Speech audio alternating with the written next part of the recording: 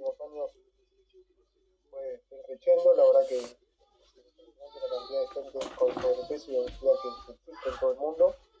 Y obviamente va acompañado de múltiples factores de riesgo como el desarrollo de hipertensión, de diabetes, acompañarse de tabaquismo y demás, que llevan a mortalidad aumentada del paciente que la tiene.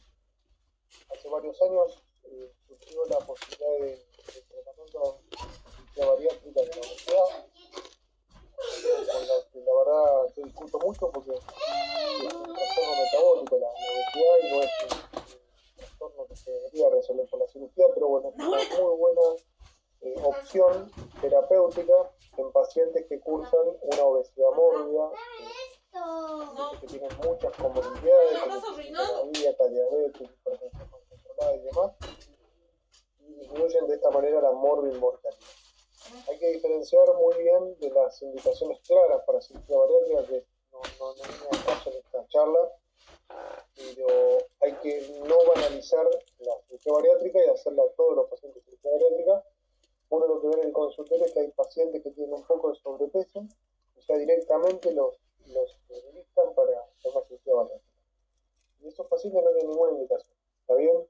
Entonces, la peor terapéutica que uno puede hacer en medicina es cuando no hay una indicación clara, ¿está bien? Y no está exenta de riesgos, como vamos a ver en el desarrollo de esta charla. Una pregunta que nos surge es: ¿en qué momento le vamos a hacer una endoscopía alta a los pacientes después de haberle hecho una cirugía bariátrica? ¿Le hacemos una endoscopía? ¿No se la hacemos? ¿Por qué y cuándo? Obviamente eso va a depender mucho de los síntomas, ¿sí? Los síntomas pueden ser epigastralgia, náuseas y vómitos. Sobre todo estos dos síntomas son los que más prevalecen. Después tenemos también la disfagia, la pirosis, la reganancia de peso, que es una patología nueva que salió en los últimos años a partir de esta cirugía bariátrica que se utiliza.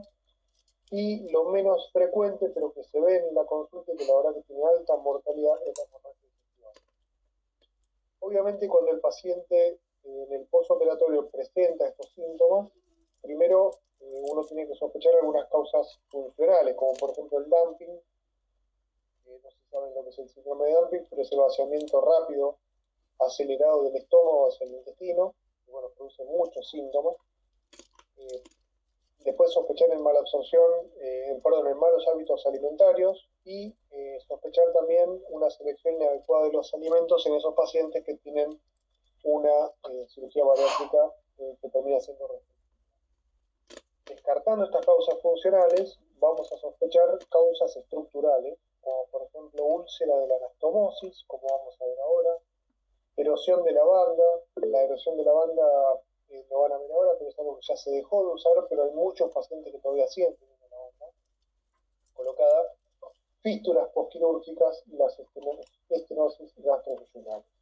Las fístulas es lo que menos vamos a tratar, porque es algo la verdad que muy complejo para tratarlo y para explicar, y la verdad que lo hacen solamente algunos endoscopistas que están sumamente entrenados en esto, y no el resto de los endoscopistas trabajando a la par con el cirujano y algunos otros especialistas.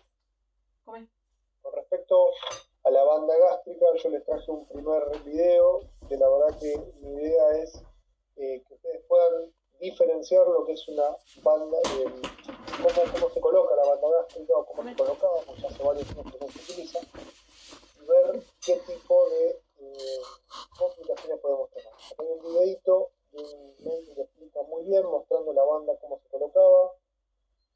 Esperemos que me cargue el video, así lo puedo mostrar.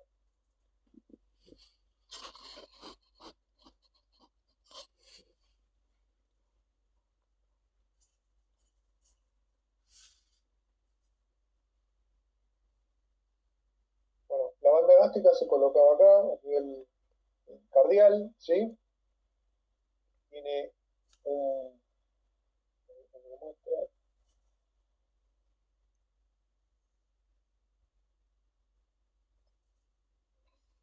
Tiene esta porción que es la ajustable en el estómago, ¿sí? Esta de acá. Y después tiene este puente, este de acá, que se coloca a nivel de la piel en el abdomen, ¿sí? Que lo que hace es inflar o desinflar esta este cinturoncito que lo que hace es envolver al estómago, ¿sí? ¿Qué puede pasar Gabriel, con esto? come, dale. Termina rápido y anda a agarrar tu tablet. ¿Qué puede pasar con estas bandas gástricas? Es muy probable que estas bandas gástricas puedan migrar. Ocurre solamente en un 2% de los casos. No es algo muy frecuente, pero es algo que se ve. La banda gástrica, como les digo, ya hace muchísimos años que no se utiliza, pero hay pacientes que siguen teniendo la banda gástrica colocada. Lo que hace es, la banda gástrica, cuando se coloca por vía laparoscópica, está en contacto con la serosa. Probablemente por una inflamación, infección y demás, la banda gástrica como que va penetrando desde la serosa hasta la luz del estómago, ingresando y haciéndose intragástrica. En general está asociada, como les decía, a una infección perioperatoria del puerto, generando inflamación e infección local, que después lo que genera es el pasaje de la banda a través de la pared gástrica. Estos pacientes pueden tener muchísimos síntomas, entre ellos está la reganancia de peso, dolor abdominal, halitosis. La opción quirúrgica en estos pacientes es bastante dificultosa y se prefiere muchísimo el tratamiento endoscópico. El tratamiento endoscópico consta en cortar con un Van-Triptor, que ahora les voy a mostrar cómo es el elemento que utilizan para sacar esta banda gástrica, y después se extrae con un ansa. Lo que hace es cortarlo y después se extrae por vía retrógrada, sería. Previamente lo que tienen que hacer es cortar el catéter, que se lo hace el cirujano, en la que une la banda al puerto que les mostraba que queda subcutáneo.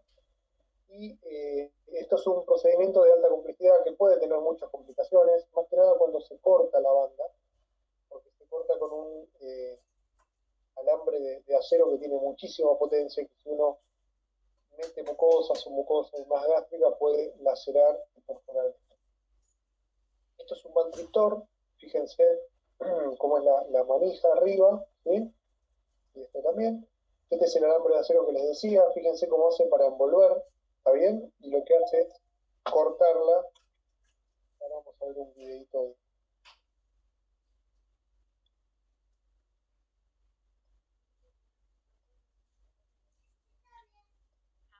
Ahora vamos a ver cómo es un retiro de banda gástrica, quiero que lo vean bien. Yo ya dejé abiertos los videos para que no tardemos en verlos.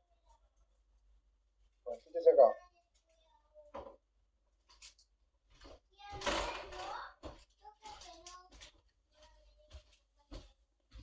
Acá estoy viendo el endoscopio, ¿sí? Lo que hago es verlo en retroflexión. Y esto que se ve acá, es la banda, ¿sí?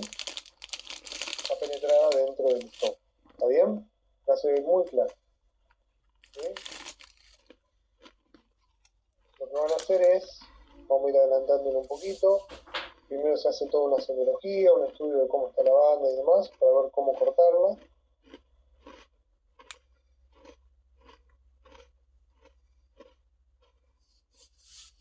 La voy a ir adelantando un poquito para que vean cómo enganchan el alambre, ahí lo van a ver, ahí lo están pasando.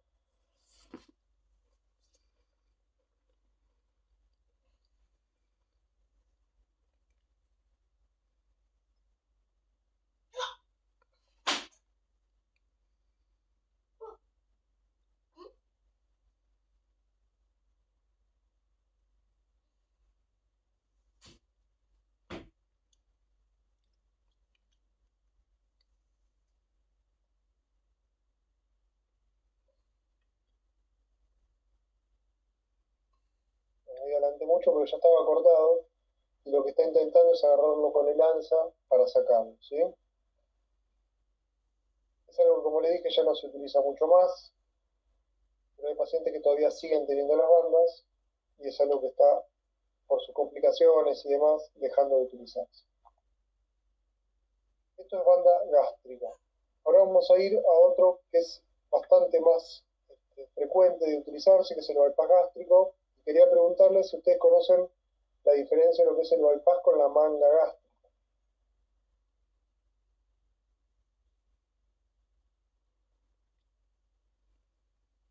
¿Alguno? ¿no? Que sepa.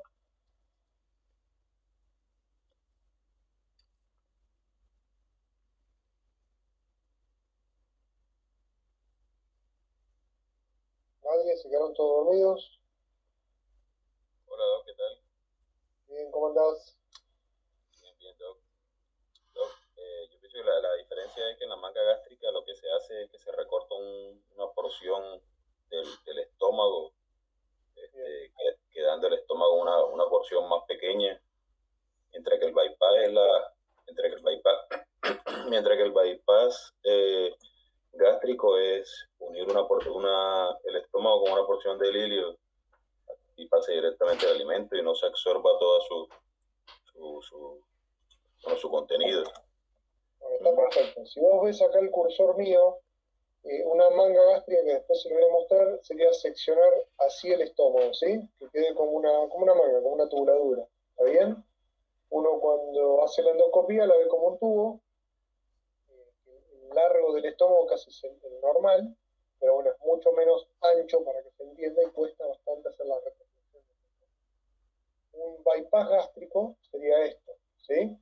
Un bypass gástrico es seccionar una porción mínima de estómago, que es el pouch gástrico, separar el estómago nativo, seccionar más abajo lo que es ahora lo vamos a hacer en el videito, pero seccionar más abajo lo que es el yeyuno, se conecta la porción distal del yeyuno con el estómago remanente, sería este, y se conecta el resto al estómago, ¿sí? Ahí vamos a ver cómo se secciona.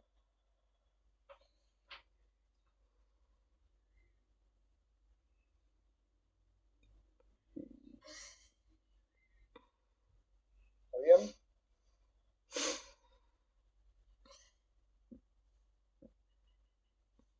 Vamos, esto es un bypass gástrico, ¿sí?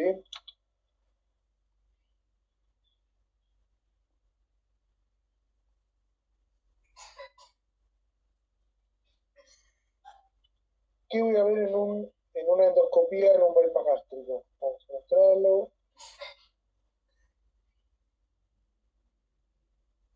Fíjense, este paciente acá tiene un Barrett, ¿sí? Ahí estoy a nivel de la unión esofagogástrica. Esto que veo acá, todo esto es Barrett. Lo que veo a la derecha,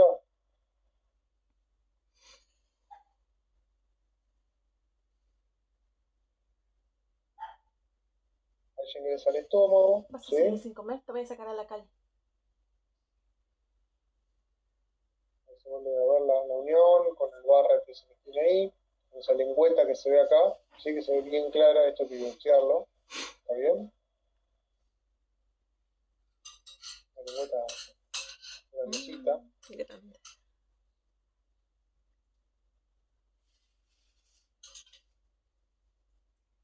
Ahora va a pasar al estómago. Voy a ver, acá lo que está haciendo es estudiando la lengüeta, ¿no? Para ver dónde biopsiarlo posteriormente. Una vez que pasa el estómago, vamos a ver un estómago remanente, muy chiquitito, y después vamos a ver tanto el asa aferente como el asa deferente, lo que uno ve en la endoscopia, ¿sí? Esta es la anastomosis, ¿sí? Ahí se ve un asa para un lado. Acá se ve bien claro, ¿sí? Acá se ve el asa, por donde uno puede entrar y meterse y ver los centímetros que desee ver del asa aferente y del asa eferente también. Por acá tiene uno y por acá tiene el otro, ¿sí? Fíjense ahora cómo se va a meter por ahí. Acá tengo un hilo de sutura, ¿está bien? A veces cuesta mucho identificar una de las asas, a veces se puede entrar en una y la otra a veces pasa desapercibida, uno lo busca, pero habitualmente se encuentran las dos sin problema, ¿sí? Y ahí cómo se abre el otro asa. Si uno no insufla y demás, no se ve absolutamente nada, acá se ve bien clara. Esta es una endoscopía en un paciente que tiene un bypass gástrico, ¿sí? Seguimos. ¿Qué pasa con los pacientes que tienen bypass? ¿Sí? Pueden tener una úlcera, ¿sí? De la anastomosis gastroyeyunal, que puede ocurrir en el 15% de los casos, Puede ser un hallazgo, el paciente puede estar completamente asintomático o pueden presentarse completamente sintomáticos como por ejemplo dolor, que es lo principal síntoma que producen las úlceras, no solamente de la anastomosis gastrointestinal. Pueden tener disfagia por la estenosis de la luz, como vamos a ver más adelante, y pueden también presentar una hemorragia digestiva con necesidad de tratamiento endoscópico habitual. Hemos tenido casos, bastantes casos, donde trabajo yo en una clínica privada, se operan muchísimo los pacientes. La verdad que muchos, no sé si tienen mucha indicación quirúrgica, pero se operan. Y la verdad que hay algunas complicaciones y las úlceras de la anastomosis es una de ellas. Cuando se produce una úlcera, en general es por múltiples causas, uno de ellos por isquemia local, mismo por la cirugía, tabaquismo, y muchos se asocian al Helicobacter pylori. Es por eso que se pide, antes de la cirugía bariátrica, la biopsia por el Helicobacter pylori. Piden endoscopía para ver que no haya ninguna otra alteración, y se pide también la biopsia para buscar el Helicobacter pylori. Y lo que uno ve es que le encuentra el Helicobacter pylori al paciente, y cuando te llega con la biopsia, el paciente ya está operado. Y no se erradicó el Helicobacter pylori anteriormente. Está bien, se puede erradicar después, pero la verdad que después tomar toda la batería de antibióticos, una vez que ya se operó el paciente, no es ideal. Lo ideal sería hacer el tratamiento del Helicobacter pylori y después operar. En general responden a tratamiento médico, tanto con inhibidores de la bomba de protones y con supralfato, pero la resolución puede tardar hasta varios meses, no es rápida, sino que al contrario es muy lenta. Como les dije, la hemorragia digestiva secundaria a la úlcera es bastante complicada de tratar endoscópicamente. Vamos a ver.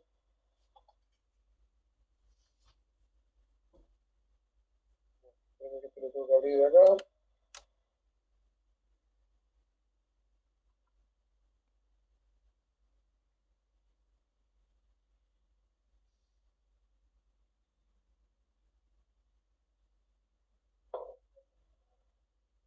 Perdón la tardanza, pero es bastante difícil poner todos los videos.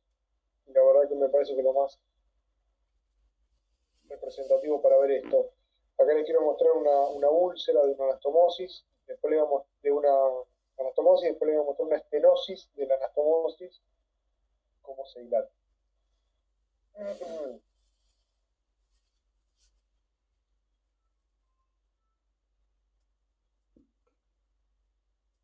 Gaby, el domingo es día de la mamá.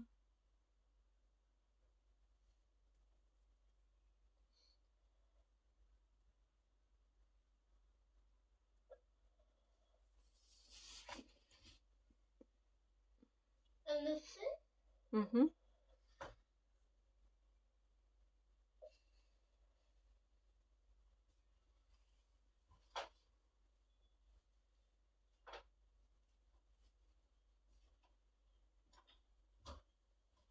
Acá lo tenemos, ¿sí?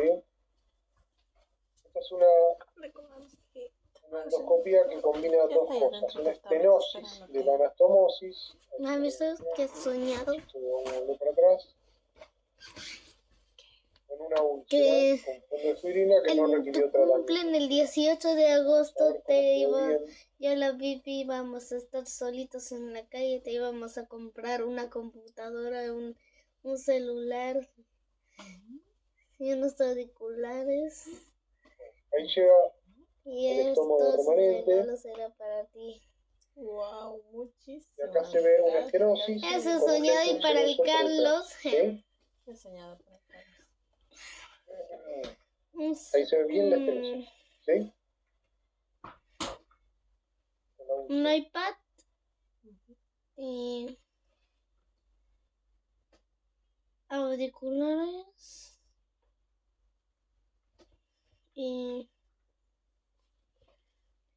una abrazadita y una computadora. La úlcera en este caso no requirió tratamiento. Muchas veces Eso la vemos soñaba, sangrando, que se puede ver vaso esos visible, se pueden ver otras alteraciones que requieren un tratamiento endoscópico, ya sea con inyección o con métodos mecánicos o con los dos, ¿sí? La verdad que yo lo que les aconsejo cuando vean un vaso visible es que usen dos terapéuticas, tanto inyección como algún método mecánico. Y dentro del método mecánico lo que tenemos más hacer plana son los clips. el ¿Sí? Por acá se ve bien la úlcera.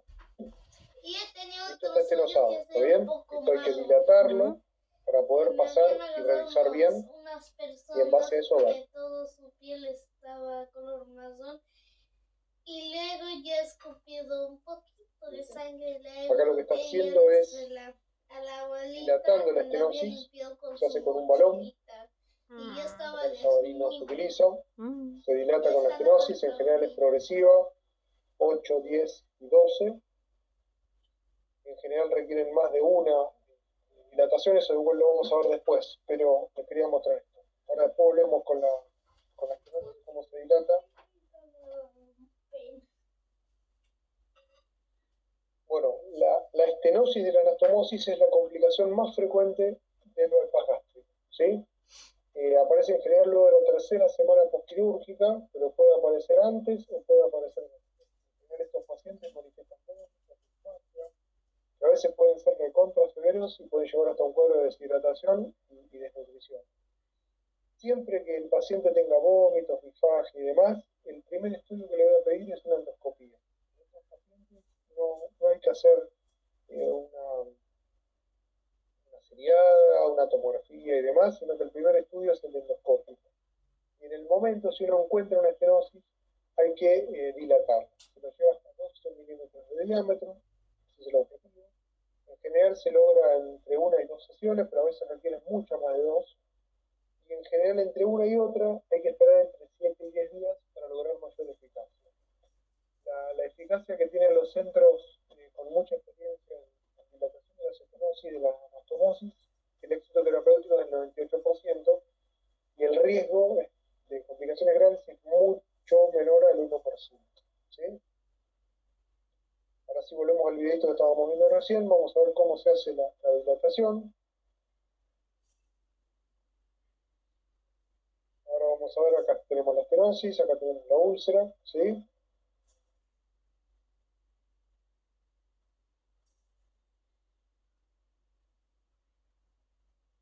Voy a adelantar un poquito.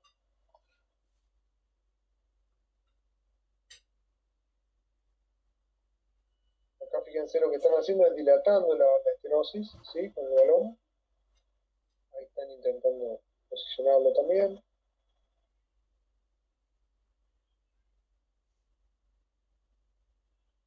Ese balón se infla. La idea es ir haciéndolo de a poquito, entre 8, 10 y 12, ahí se lo va inflándose.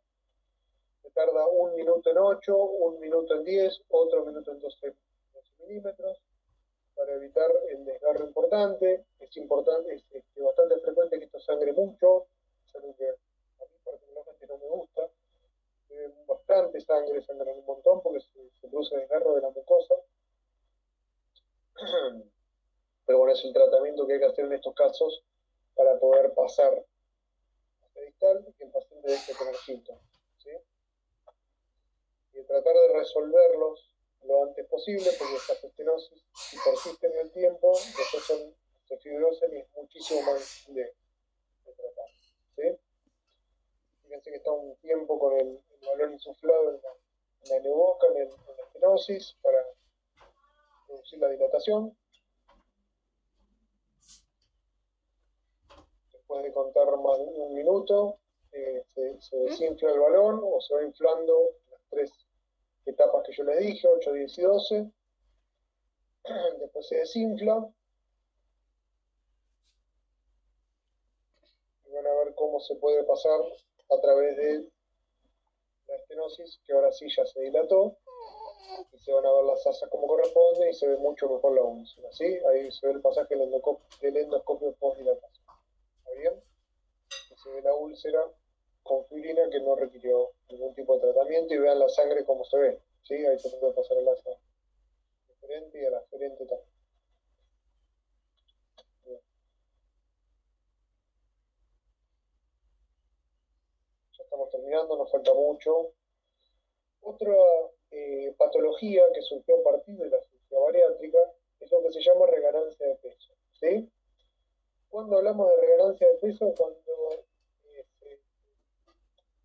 recupera un 25% del peso perdido tras una cirugía bariátrica o cuando reaparecen comorbilidades serias como la diabetes. Ustedes bien saben que pacientes que eran obesos mórbidos, tenían diabetes, hipertensión y demás, muchas veces después de la cirugía bariátrica dejan de tener diabetes, dejan de ser hipertensos, no requieren tratamiento, pero una reganancia de peso puede volver a hacer que estas comorbilidades vuelvan. El tratamiento es bastante complejo, debe ser multidisciplinario, involucra tanto cirujanos clínicos, nutricionistas, psicólogos y gastroenterólogos endoscopistas. Y lo que se hace es la dilatación de la anastomosis gastrointestinal, es una constante en los pacientes con reganancia.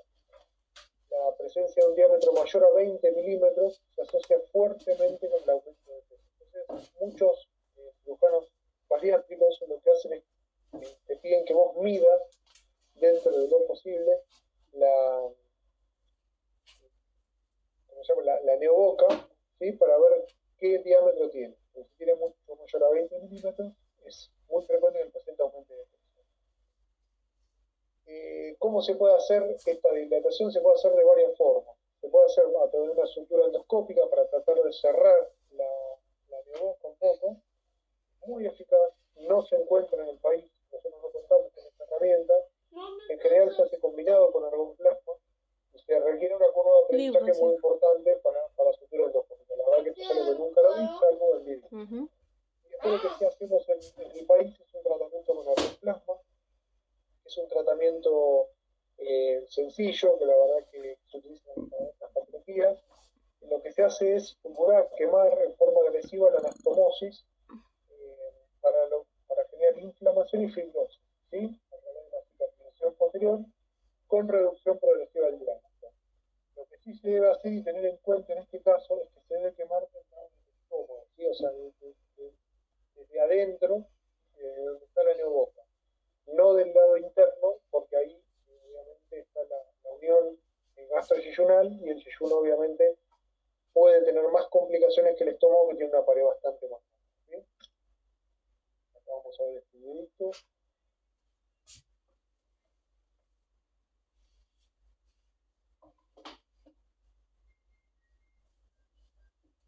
Bueno, acá lo que vemos es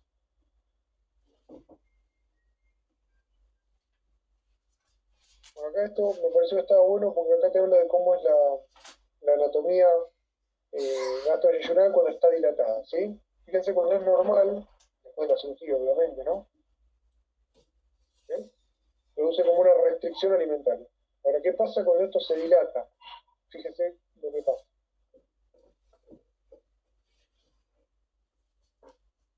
La comida pasa rapidísimo, el paciente no se sacia, come más y aumenta de peso. Entonces lo que hay que hacer es el tratamiento con las dos opciones que les di. La sutura mecánica es bastante dificultosa, en el país todavía no lo tenemos, pero sí el tratamiento con argoplasma es una buena opción. Acá fíjense cómo están midiendo endoscópicamente. Nosotros tenemos, por ejemplo, una pinza abierta para medirlo, que es 7 milímetros, o se puede medir con algunos clips, que abiertos tienen hasta 10, 12 milímetros.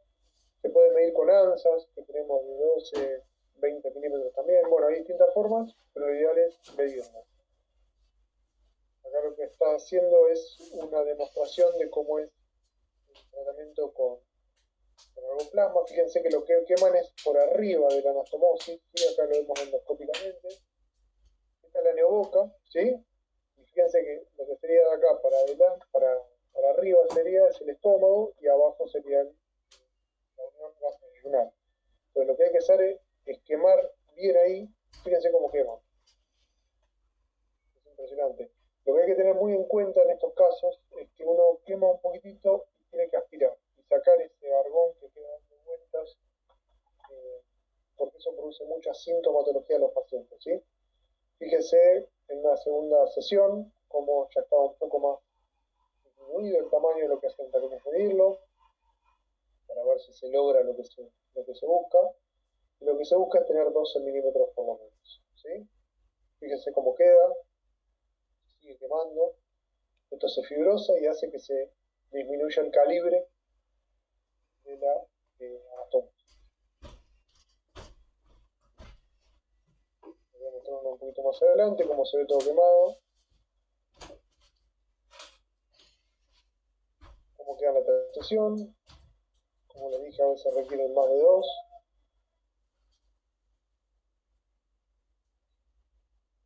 Acá lo que hace es seguir midiéndolo.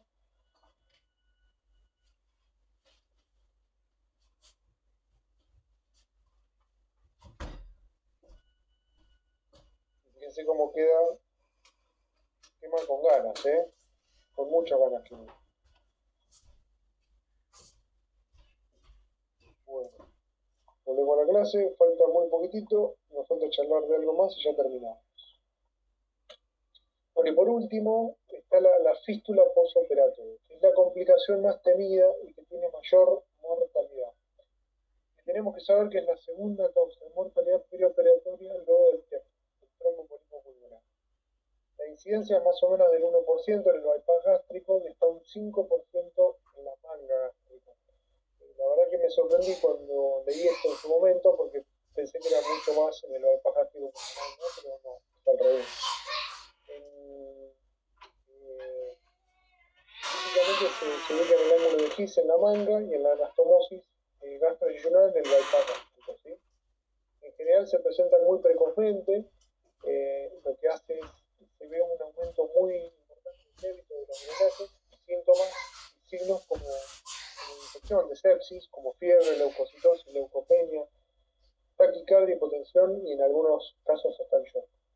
Los pilares del tratamiento, como cualquier cuadro infeccioso séptico, es nutrición precoz, ya sea enteral o parenteral según el cuadro, cultivos antibióticos, según el espectro y según la flora de la institución, sostén hemodinámico, posiblemente estos pacientes requieran terapia, manejo muy exhaustivo del medio interno adecuado, con reposición de pérdidas de fluidos y electrolitos, porque estos pacientes, aparte de tener la fístula, tienen una imposibilidad de ingerir por boca, drenaje precoz de las colecciones, que puede ser por vía ecográfica, tomográfica o laparoscópica, y el cierre del orificio fistuloso con tratamiento tópico. ¿Cuáles son las opciones, las herramientas que tenemos para el tratamiento endoscópico de la fístula postoperatoria del bypass gástrico o de la manga gástrica? Bueno, la verdad que son un montón, yo solamente las voy a nombrar porque la verdad que son bastante raras y la verdad que lo hace gente súper entrenada en el tema. Hay muchas prótesis autoexpandibles con recubiertas. Lo más importante de estas prótesis autoexpandibles que se utilizan mucho es que no se puede evitar la migración, es algo bastante frecuente que migren estas prótesis. Adhesivos tisulares como el Tisucol, que es una combinación de fibrinogen con trombina que se coloca con catéter doble lumen, son endoscopios terapéuticos. Después la colocación de clips, que son clips específicos, como los clips tipo Ovesco, que son como una cremallera, no es un clip solamente que conocemos todos, sino que es un Ovesco como una cremallera que agarra mucho más, que también tiene sus complicaciones y posibilidad de complicaciones serias como la perforación. La sutura endoscópica, que es algo prometedor, que no tenemos acá, como les decía anteriormente, y después drenajes internos. Como conclusión, para ir terminando y no aburrirlos, la verdad que es un desafío todas estas complicaciones, son temas que se van a ir desarrollando muchísimo más adelante y van a aparecer nuevas cosas. La cirugía bariátrica, la verdad que hoy en día está muy en boga, se hacen muchísimos pacientes. Y la verdad que tenemos que tener y saber y conocer las complicaciones que pueden tener.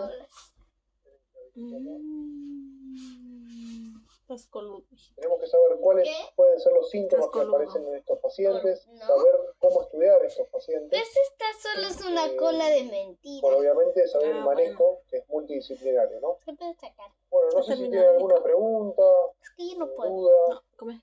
Tu hermana ha terminado.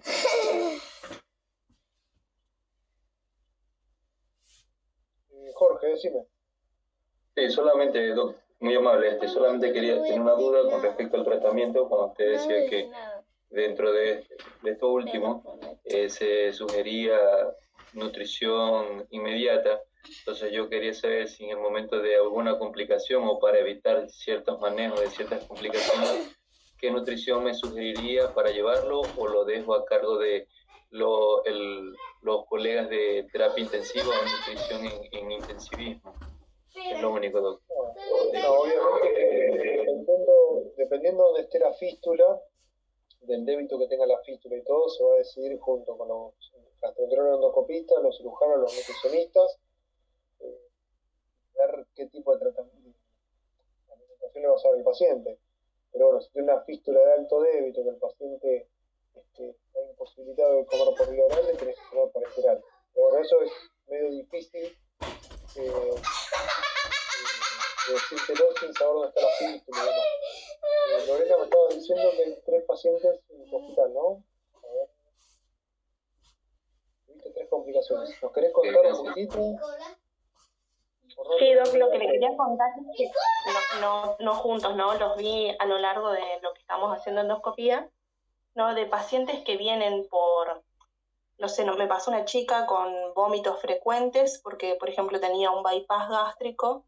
No, le hicieron una manga que después la tuvieron que convertir en bypass por no hacer una veda previa para ver si no tenía hernia hiatal, por ejemplo, y me pareció súper importante en ese momento rescatar ese concepto de que es importantísimo previo a someterle a esta cirugía a los pacientes de hacerle la endoscopía para ver que no tenga una hernia hiatal, porque es pues la mujer que terminó muy mal, digamos, y joven.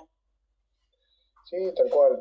Es importante hacer la endoscopía, la biopsia también del Helicobacter pylori y tratar el Helicobacter pylori previo a hacer esto. Acuérdense que lo que vimos en la cursada, los que estuvieron en la cursada que vimos el año pasado de estómago, es que la última guía dice que esto se trata como una infección y se trata a todos los pacientes que tienen Helicobacter pylori.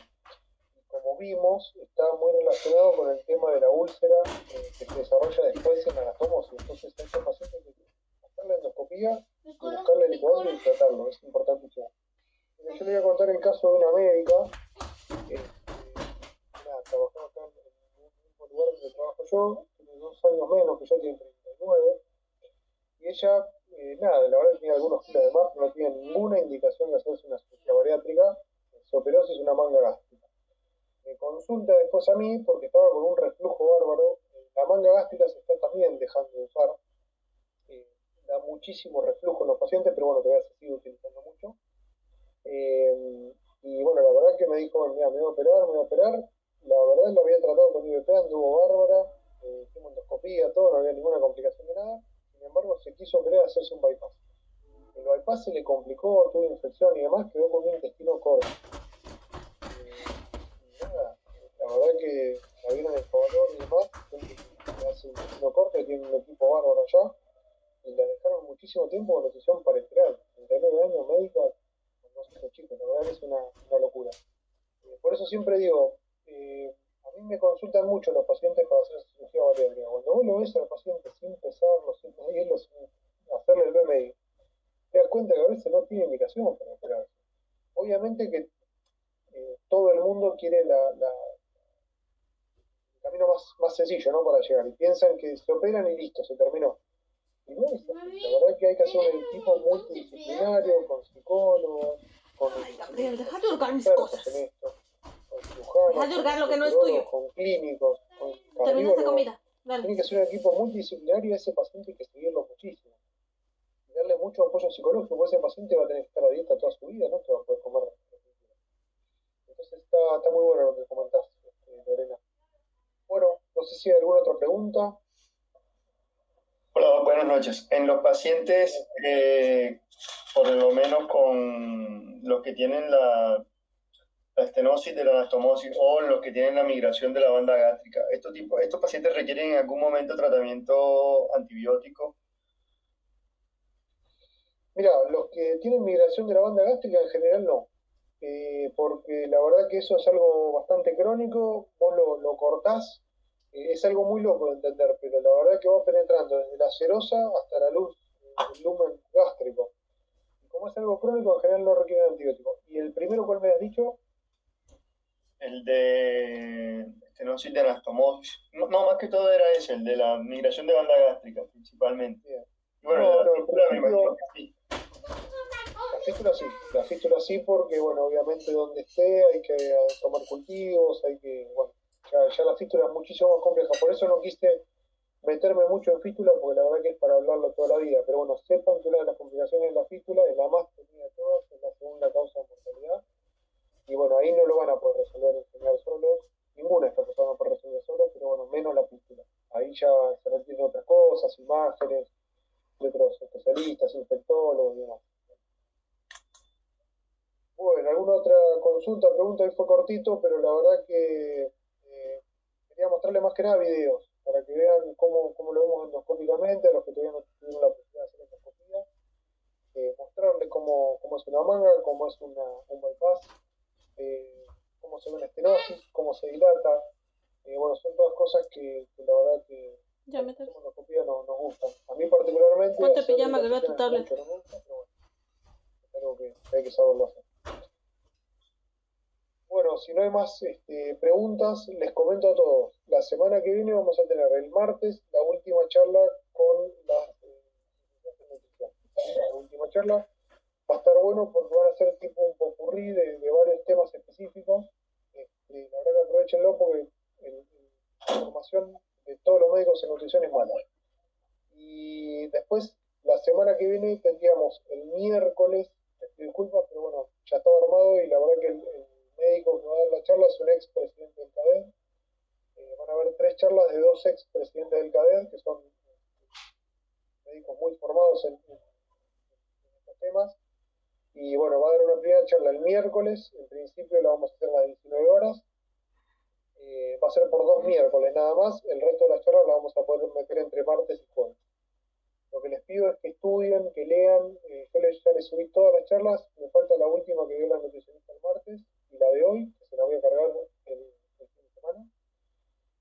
Lean los papers que les mandé, la verdad que son todos interesantes. Si necesitan algo me mandan un mensaje. El examen va a ser complejo, o sea, porque van a ser múltiple choice, va a ser en la facultad.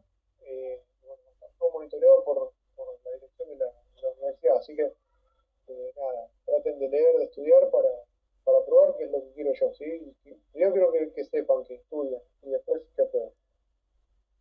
Y bueno, si no hay ninguna otra pregunta, nos veríamos el martes que viene a las 19:30, calculo. Yo después les mando ese día el horario bien, pero el link es el mismo que usaron el martes pasado, ¿sí? Bueno, muchas gracias.